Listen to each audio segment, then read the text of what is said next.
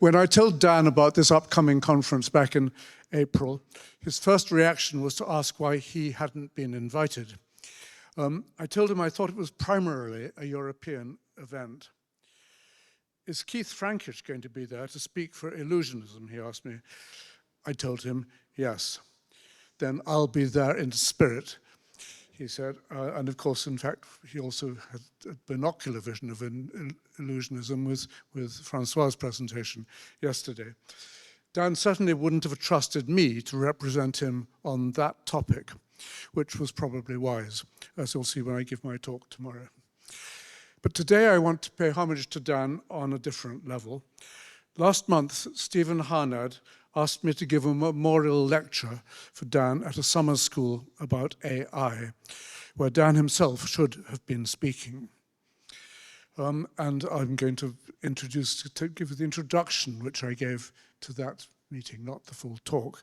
I started there with the memorial stone to Sir Christopher Wren, which you're seeing there in St. Paul's Cathedral. Si monumentum requiris circumspici. If you want a monument, look around you.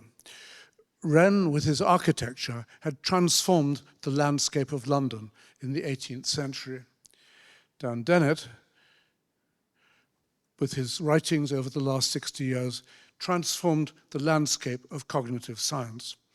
Everywhere we look, we find monuments to his radical vision. The nature of the self, natural selection, intentionality, the meaning of meaning. As was said of the physicist Ernest Rutherford, his mind was like the bow of a battleship. There was so much weight behind it. Dan and I were close friends for 40 years. I visited him at his home in Cape Elizabeth 2 weeks before he died in April. He was on great form, pleased with himself, as he often was, talking about the conference at the Santa Fe Institute, where a group of physicists had caught up with his paper about real patterns. However, all wasn't well. 2 days earlier, he had done a filmed interview for a documentary about consciousness, in which he was contemplative, wistful, in a way I'd never seen him, talking about the possibility of immortality. Here's a clip that the filmmaker Van Royko has kindly let me show. We can live on in the memory of our loved ones. And they can hear our voices and remember us, and we can posthumously give them advice, remind them of things that are important, and they'd be grateful for this. It's almost as if Dan knew what was coming. Soon after I got home to Cambridge, I received an alarming message. A bit of a setback. After you left, I came down with a raging cold. This morning early, I woke up and tried to get to the bathroom. I slid slowly off the bed and landed gently on the floor and couldn't get up. I went in the ambulance to the emergency room just to see if something serious was wrong. No, not COVID, not the flu, and no worrying developments in the lungs or heart. I'm hoping this won't interfere with our celebration of the eclipse on Monday. Love, Dan. But it did interfere. Next day, Dan was admitted to hospital with pneumonia and put on a respirator. Instead of going to northern Maine as planned, his wife, Susan, children and grandchildren had a partial eclipse party at home in their yard. Dan died a few days later. When I first met Dan in 1985, a new world opened up for me. Until that point, I can't say I had before ever had anyone who I looked up to as an intellectual hero. But here, unexpectedly, was someone in a different class. It wasn't just that Dan was cleverer than me. He was better at almost everything. He could play the piano better. He could sail a boat better. He could read Latin better. He could make cider better, play Scrabble better. True, it wasn't all one way. I knew more about the brain and animal behavior than he did. I knew more about sex and about politics. But Dan was keen to catch up. We soon became fast friends, co-adventurers, best mates. Here we are in East Germany back in 1988. Here a bit later, here's Dan doubling as a scarecrow on his farm in Maine. When my wife and I moved to a house outside New York 30 years ago, Dan and Susan came down from Boston to help us move in. We needed to replace the kitchen stove. Dan took over and Susan recorded it on film. Here's Dan the carpenter, as I don't suppose many of you have ever seen him. Now we gotta get the chainsaw.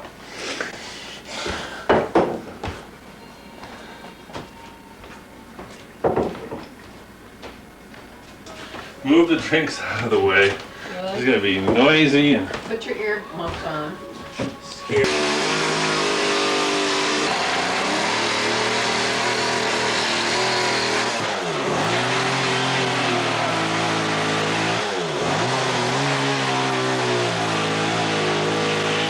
See what we've done?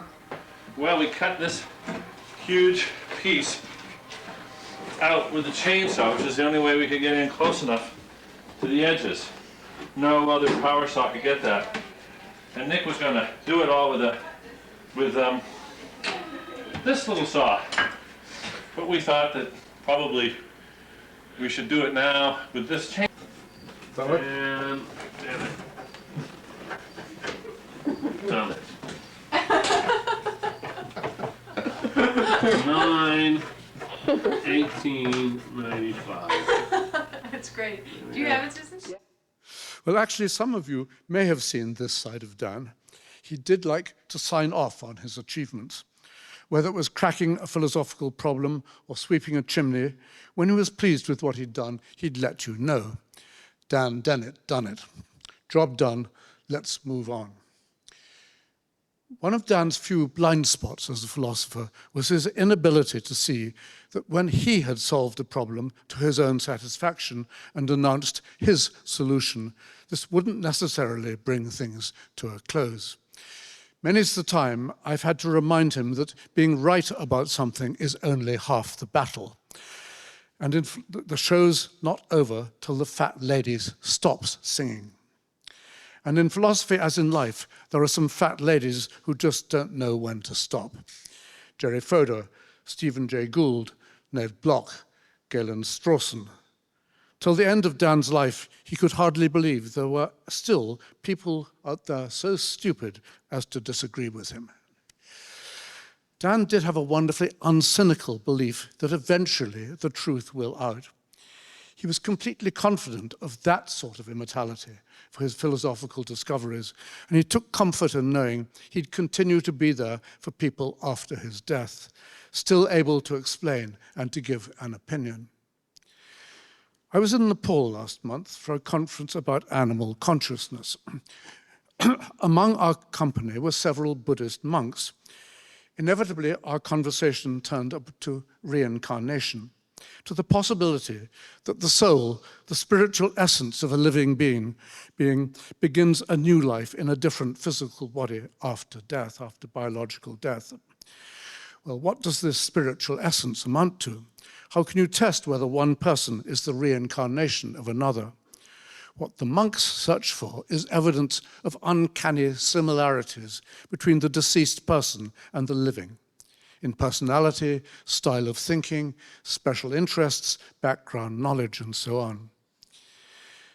Dan, in his own writings about selfhood, suggested the self can be considered to be the center of narrative gravity of an individual's personal history. But for the monks, it's more particular. If you'll forgive the analogy, it's as if what they are looking for is a statistical clone, a large language model of the deceased person's mind. Many of you here today will know of Eric Schwitzgebel's and Anna Strasser's attempt to create an LLM of a philosopher. Digidan, an LLM that speaks and thinks like the real Dennett.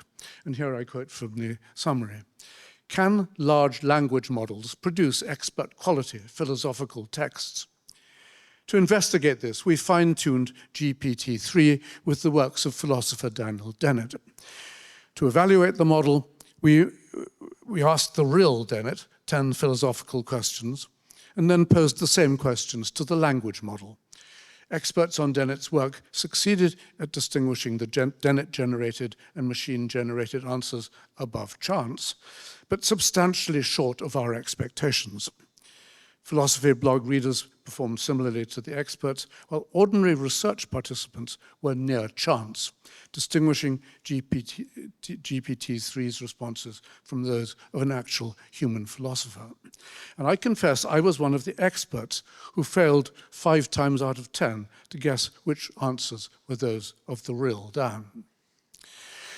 So would Dan actually have wanted to be reincarnated as Digi-Dan? He wanted immortality. Where am I? He asked in a famous paper.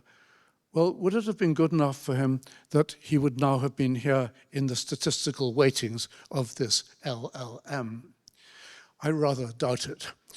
Maybe Dan would have been gratified to find himself still thinking. He liked thinking, as we see from the title of his book, and even asking new questions, perhaps after he died. But what he wouldn't have found so congenial would have been to find he'd become disembodied. The problem is that disembodied LLMs don't experience sensory qualia. Digi-Dan wouldn't have even have had a beard to scratch. Yes, that's Dan in 1965 on The Road Not Taken, I mean, without a beard. The beautiful young woman in the picture is Susan, the road he did take. Dan made gallant efforts to banish qualia from philosophical discourse, but the fact is he remained an unashamed qualia lover in real life. If he did indeed expect to live on in his works and in the memory of his friends, we can be sure that, like Woody Allen, he'd have preferred to live on in his apartment, or on his boat, or on his farm, or holding hands with Susan. Dan's title for the talk he was meant to be giving at Harnett Summer School was, "Will AI achieve consciousness? Wrong question." Since I had been asked to replace him in that talk, I had to try to work out what he would have considered to be the right question. And since I couldn't ask Dan, you might think the next best would have been to ask Digi-Dan. Unfortunately, Anna Strasser deliberately destroyed Digi-Dan after her study was completed, just in case it got into the wrong hands. Here's what I guess Digi-Dan would have said about the question. The right questions are, will we in due course have reason to believe that AIs are conscious? Will AIs have reason to believe that humans are conscious? Will AIs have reason to believe that they themselves are conscious? Well, let's suppose the answer to all 3 of these questions eventually turns out to be yes. Then I expect Digi-Dan and the real Dan would say, okay, that's all there is to it. If the behavioral evidence stacks up, AIs are conscious, and so am I, and so are you. Or at any rate, we're conscious for all practical purposes. But myself, I'm not so sure about this, that it's okay to define consciousness not in terms of what it is in itself, but by the beliefs it gives rise to. I'm more of a stubborn realist about consciousness, as you may have noticed from my remarks yesterday. For me, consciousness exists as a first-person way of being. A way of being that causes us to hold certain beliefs and to behave in certain ways, but isn't reducible to those beliefs. You and I are living examples of this way of being. We know the effects it has on us. We know what it's like. Well, will AIs ever become conscious in the way we are? I'm happy to call that the right question, but I'm not here to give that lecture, the lecture which Dan would have given, or to give my own lecture. I'll do that tomorrow morning. But we are in great luck to have Keith Frankish to talk about Dan's approach to the right questions to talk about consciousness. I'm very much looking forward to hearing what Keith, Dan's other best friend, I may say, wants to say about him. So thank you.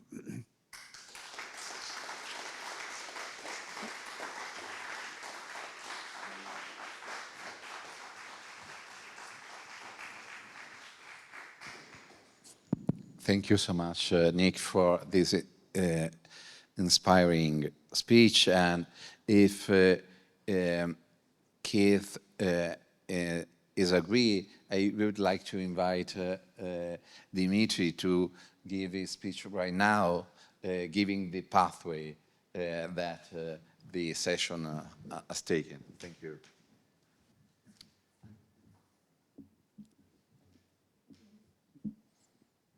Hello? There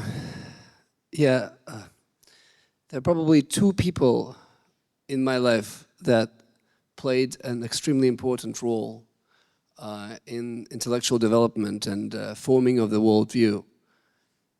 One of these people is my advisor at the university, Vadim Vasilyev, who I could probably call the father of my philosophical ideas and a mentor. But there's a second person who I would probably call a godfather for the philosophical ideas and the worldview, and this is Daniel Dennett. Although he might object the term godfather because he was an atheist, and he was actually a bright, one of the people who wanted to promote critical thinking on the religious matters. So I first met Dan 20 years ago. It was, I think, 2004 when I started writing a paper on Dennett's philosophy, and my interest was multiple draft theory. So I got a hold of the book, The Consciousness Explained, which I believe is probably one of the most exciting books in the philosophy. I took the book and I was fascinated by the amount of neuroscience and psychology and fiction that went into this book. So for me, this was quite a discovery. I wasn't expecting a philosopher to write like that. So I decided I should meet that person who was very unlike the other philosophers I've been studying at the university. So I was looking at ways to go. So one thing came to my mind. I actually Googled Dan Dennett, and I found out that he was participating in lectures on a cruise from San Diego to Puerto Vallarta in Mexico. So there was the cruise, and Dan was one of the invited speakers on the cruise. And I said, well, maybe this is the opportunity where I can meet this giant, this person who has these amazing ideas and who knows so much about neuroscience and more than any other philosophers. So I tried to book the tickets and I couldn't, so I reserved two different cabins in two different travel agencies. And 5 days prior to the cruise, I actually found out that both reservations were available and I had to buy two. So I decided to go. I had two rooms on the cruise, and I had a mental imagery. I had a mental image of Dan Dennett. This was it. I knew he had a white beard. I knew he was a big person. And he was a very wise person. I've seen some of his interviews or heard some of his interviews. So that's what I was expecting. Well, actually, the meeting, he didn't look like that. He looked like this. So this is the meeting. And in his book, and I really encourage everybody to read this book. It's called the I've Been Thinking. This is his biography. And he wrote about this meeting. He said that they were partying. They were on the cruise. They just boarded the cruise, and he was there accompanied by his wife, Susan, and his friend, Susan Blackmore, and her boyfriend, her partner. So they were partying. They were having champagne. And they've noticed a couple, young couple that was dancing around trying to approach them. And we approached them, and I said to him that I actually arrived all the way from Moscow to meet him and to talk about his Consciousness Explained book. He was surprised, and yet he was very welcoming, and he asked us to join the party. So for the next 4 days, we spent together on the cruise. He was sharing a lot of papers with me, and I was very honored to actually possess some of the drafts of philosophy. There were some of the papers that weren't published. So since that moment, we've actually formed a friendship. And for 15 or 20 years, I have been receiving his family letter. Every Christmas, he would actually write a summary of what happened in his family. And it was one of the recipients of this wonderful letter. And 95% of the letter was about his family. It was really touching to hear that he was probably the most active member of his family, but he was writing about others. He was writing about his children and Susan and their achievements. So it was really, really interesting what he was thinking about every New Year. And that's our next meeting. So, and there's a story about this meeting as well. So Vadim, my father, my mentor, my philosophy father, and my godfather, both present there, Dan just relieved the Breaking the Spell, his book about the theory of, about evolution of religion. He decided, at that time, Brights, Richard Dawkins, Sam Harris were writing books about criticizing religion, and then decided to write a book asking himself the question, why is religion so sustainable? What good does it bring, and how is it evolving? So he came up with the book Breaking the Spell. It took him, I think, about 4 or 5 years to complete this project. But it actually played an important role in his further thinking.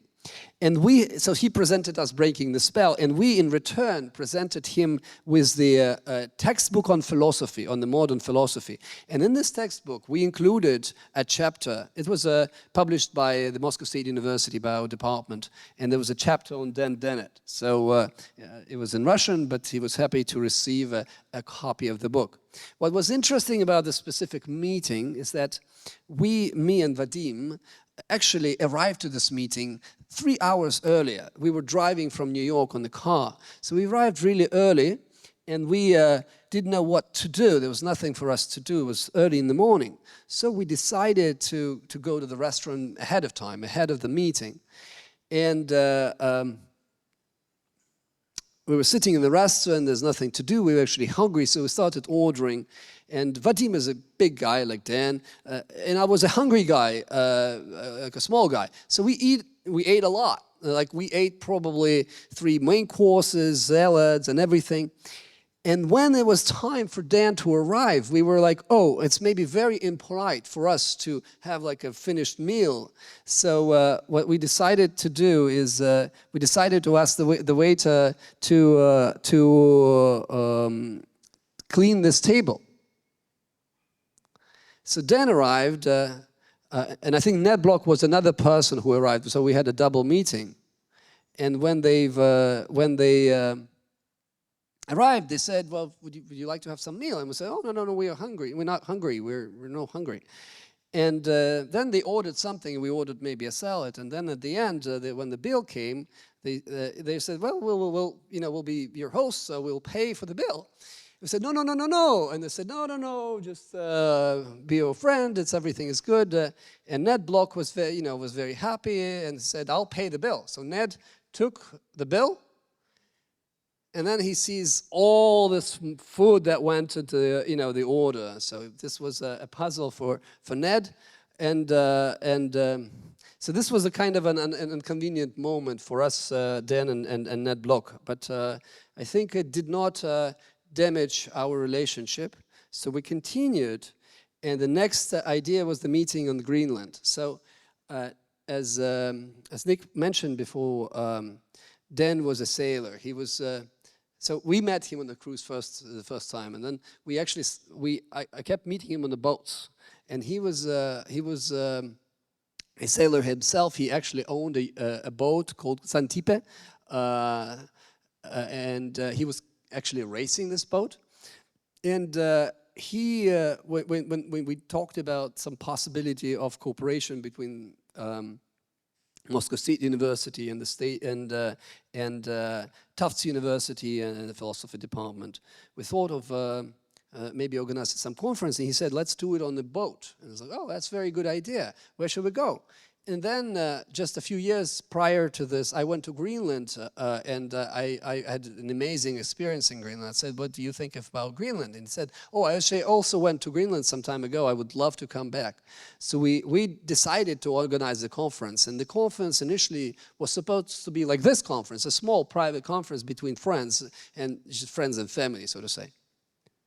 But in the meantime, we discussed it, and it was obvious that all the friends were physicalists and naturalists, and we discussed that maybe there wouldn't be enough fights. Everybody would be more or less supportive of each other. So we decided to invite Chalmers, and Chalmers accepted the invitation on one condition, that we invite some other duelists. So Phil Goff joined us, and then there was Martina Nieder-Rummelin joining us in Greenland. And of course, Nick was with us, and there was a gang of physicalists. And I remember that the discussions went so hot that Dave Chalmers was drinking the empty can of soda for like 1 hour. It was a surprise. There's no Coke, but he was really emotional. So it was an amazing discussion. And of course, we had some students from philosophy department. The interesting aspect of this conference was that Dan proposed that each presenter presents not his own view, but the view of his opponent. And this was an amazing way because it actually, I've learned that it actually helps to understand somebody's position when you are presenting it as if it's yours. So this was, I think, an excellent occasion. We traveled around Greenland. We looked at the icebergs. We had sessions, and we would climb up on the deck and look at the whales. That's Dave Chalmers. That's us. We actually went on the shore several times. And that's Dan. That's how he looked.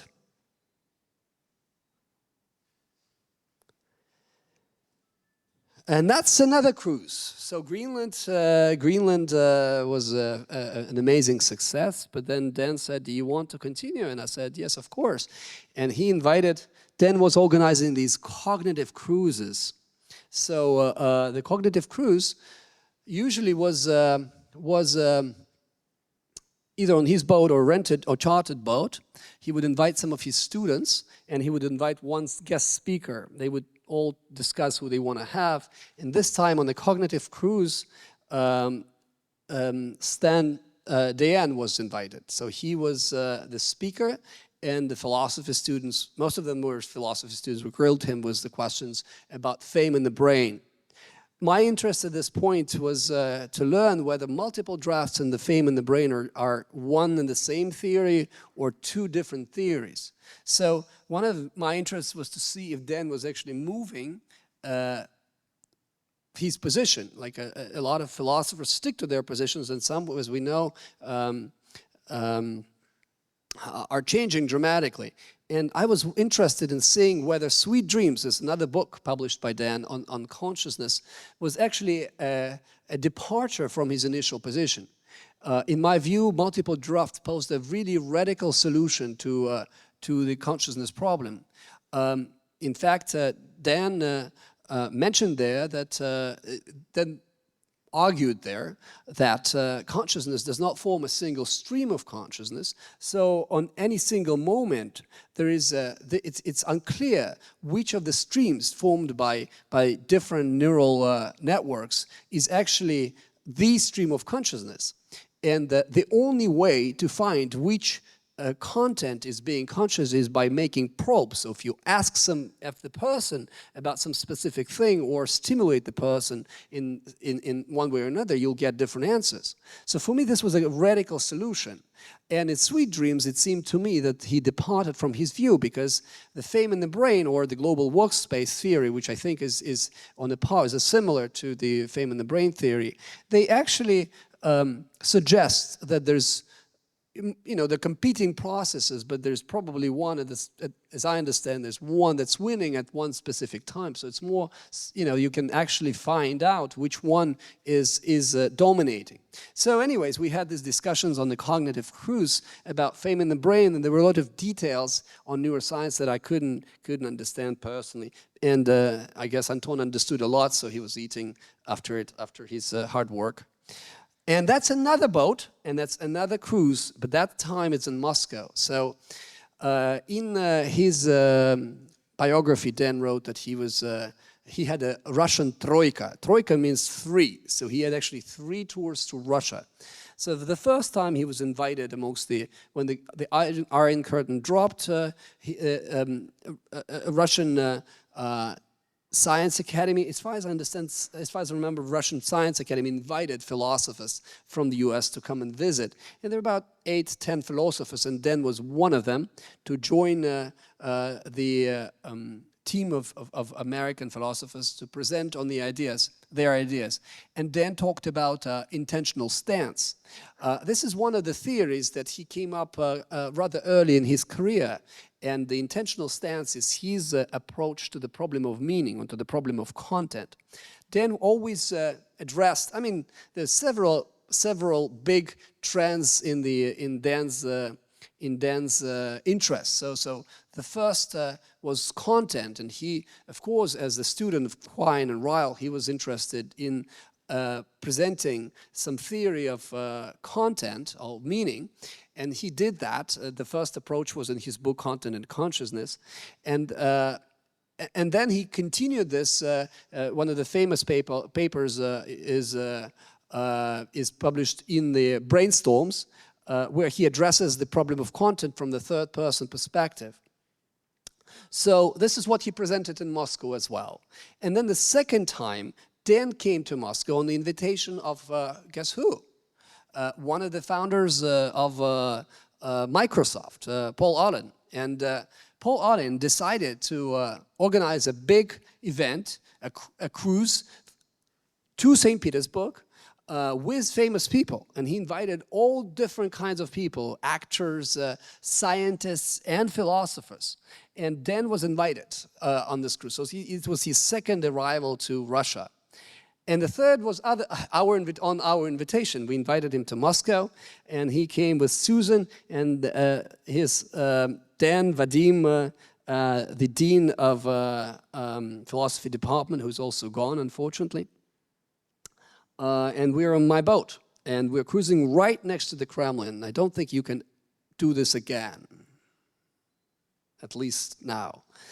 So we had a wonderful time. We had a few interviews with Dan. He actually went all the way to the main building of Moscow State University, met the president of the university, and then we climbed all the way up to the skyscraper, to the top floor, and we actually observed Moscow from the height of the skyscraper. And then he went to my office, and this is my office. Back then we were building weird creatures, and that's one of the creatures that we built. He was very happy about it. It looked a bit like his tractor on the farm. That's a bit of Dan. And I guess this is back. Okay, 1 second. I destroyed everything, right? Can we go back? Yeah, thank you. So, can you pause this? Can you pause this for a second? Can you pause this? Can we pause this? Yeah, so I guess in the conclusion, like Nick said, Dan was a person of amazing talent in different areas. He was a sculptor. He actually considered seriously to become a sculptor when he was in the university. He was a great sailor. He was racing his Xantippe and other boats that he chartered. He was a farmer. So I went to his farm, and then I went to, later on in his life, he bought another property on Deer Island, where he spent his time doing a lot of handwork. And there was also a big sculpture that he actually made. I remember this a wonderful sculpture hanged on the ceiling. They took a lot of like little pieces of wood and they put them together and he hanged it on the ceiling. It was amazing.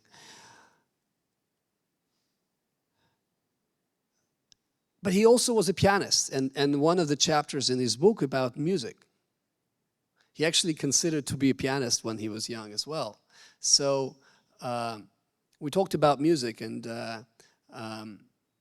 his mother, he inherited this interest in music, I think, from his mother, who was a teacher of literature, but also a musician.